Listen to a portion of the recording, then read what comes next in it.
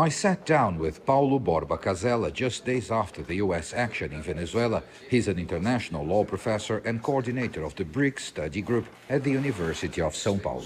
This is something which is totally against international law and also contrary to American law. In addition to that, we have also to understand that it may be against the law, but it is not the first time the United States do it in Latin America. You can count more than 20 interventions since the beginning of the 19th century.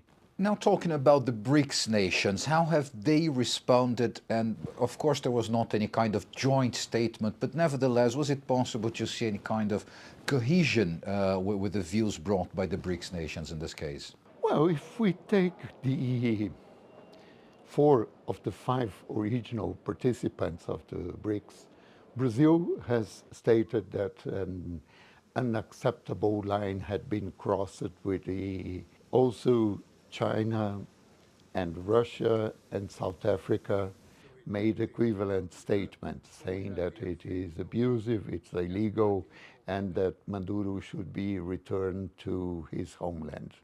So this, although, as you said, there is no joint statement so far, these 4 countries have made equivalent statements, and they are along the same line. And how do you assess the way China has been positioning itself? I think it was perfectly coherent and clearly stated that it is abusive, it is against international law, and that Maduro should be returned to Venezuela. So I do agree with the statements made by the Chinese government.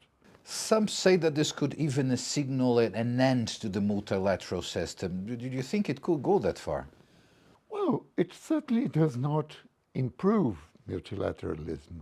But to say that it threatens or puts an end to that, fortunately, that's not true.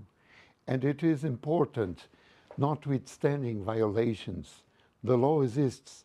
And even when a country is acting against the law, it tries to present its actions as according to law.